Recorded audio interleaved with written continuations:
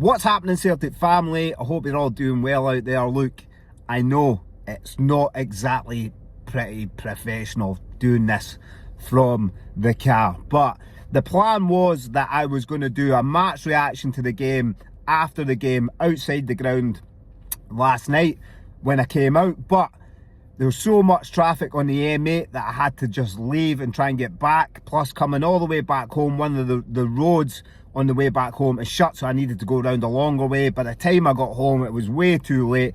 I was out first thing this morning. I'm nowhere near where I normally am in my usual spot, so I thought what I'll do is I'll just sit in the car and I'll give you a reaction to Celtic 2, Hibs 0.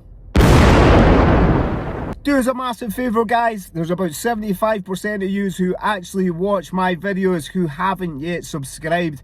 Please, if you want to show some support for the channel, I would really appreciate it if you just give a wee thumbs up and a subscribe. It is absolutely free to do so, and as I said, it really shows the support from the Celtic family and helps me grow this channel to get it to where I want to get it to. But let's talk about Celtic 2, Hibs 0.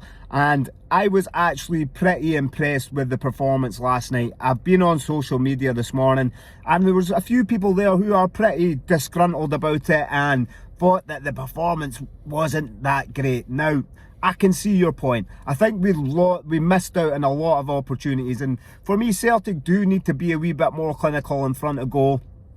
But there's loads to that. I mean, Hibs played in a low block. Now, I didn't see Hibs playing in a low block. That game at Easter Road, I actually said that Hibs would come out and play in a low block. And I know that they're at home, so I should have probably known a bit better that if any team's going to play at home, they're more than likely to come out and press you a wee bit higher. But I just thought with the performance against Bayern Munich that week, I thought that Hibs would be a bit cagey about that and come out and play in a low block and try and hit us off the counter. They didn't. They took full advantage of that game at Easter Road of Celtic, knowing that Celtic were probably going to be a bit leggy and tired, took full advantage of it, ran Celtic to the ground, made them chase everything because they knew fine well that they would be tired. So especially putting in that kind of a shift against Bayern Munich.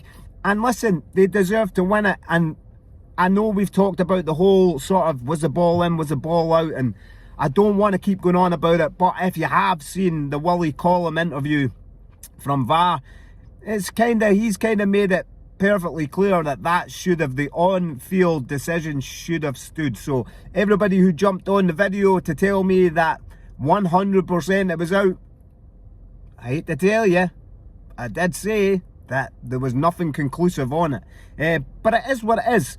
And I thought Hibs overall probably deserved to win that because Celtic did look leggy.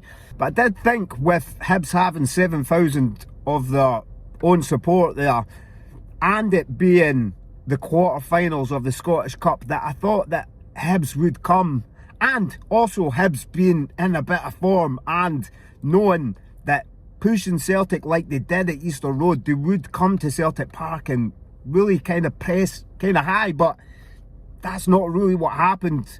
Celtic came out sort of all guns blazing. I thought the first sort of 5-10 minutes Celtic looked really sharp, pressed really high, but I think it was they were doing that thinking that Hibs would kind of do the same and leave a lot of gaps. Celtic had to then play a more sort of composed professional game when they knew that Hibs weren't sort of open up as much as they probably thought that they would have.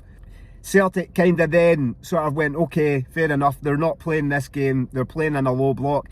And Hibs made it difficult for Celtic to get through. Look, listen, we had plenty of chances there to make it 3-4, possibly even 5-0.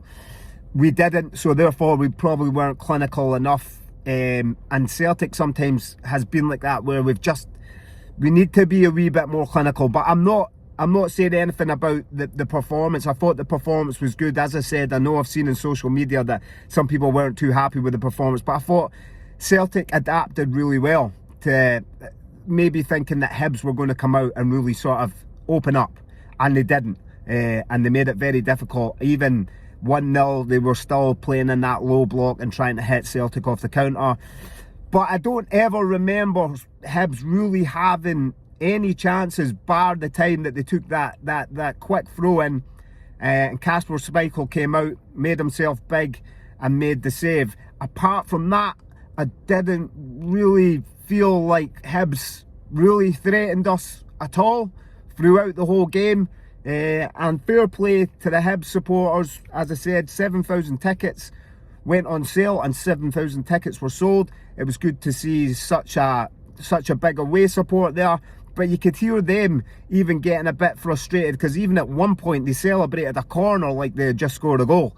Hibs weren't really up to much, but Celtic really did stifle any attack that Hibs decided to, when they decided to start pressing us. They really did stifle anything that they really had to offer Celtic. So it was a good sort of all-round performance by Celtic. As I said, the only sort of downfall would have been that Celtic maybe could have took a wee bit more of the chances that were there for them. They didn't, and it is what it is. Sometimes that happens. Sometimes you get these chances and sometimes you don't. That's just part of the game. But listen, every time I come on here, we say Daizen Maeda doing what Daizen Maeda does, and he was absolutely fantastic. I thought Daizen Maeda was brilliant. So good to see that he got man of the match. I thought if it wasn't for him, Jeffrey Schlupp, I think, should have got it. And that's another name that just keeps on coming up all the time. Daizen Maeda and Jeffrey Schlupp. Jeffrey Schlupp, for me, has to get signed. We have to sign that guy in the summer. I know KT's coming back, but he's a great addition to have in there, and he's definitely hit the ground running. He's got all the support backing him already. It's just another player that we seem to be talking about all the time. What a difference. Now, I'm not a Greg Taylor hater. I'm not. But he's a much better player. All-rounded player. Much better player. And he's got to start all the time. But Daizen Maeda was brilliant. The whole team, for me, were brilliant. And it's so good to see the subs coming on off the bench and again changing the game as they have been doing over the last few months, when we've decided to take on the subs at 60. Even yesterday was about 70 minutes we took them on. What an impact. Even Luke McCowan looks like he just wants to go out there and really impose his football on the opposition team.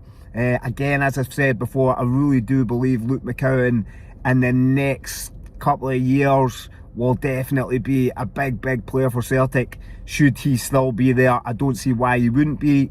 He's a Celtic man. I think he's enjoying his time there. He knows that it's not a given that he's just going to get into that team. He really needs to work for it. He would have known that when he left Dundee, that coming to Celtic, he's probably not going to get the first team sort of football, like playing on the starting 11 and playing all the time. He's really going to have to earn that. As the season's going on, he really is starting to earn his place within the team. And if he was to start in the starting 11, I don't think any of us would really grumble. He brings a lot to the game. Again, Yang just getting better and better all the time. As I keep saying, I said there was a footballer in there. There definitely is. Great sort of squad player. Really does make an impact when he comes off the bench.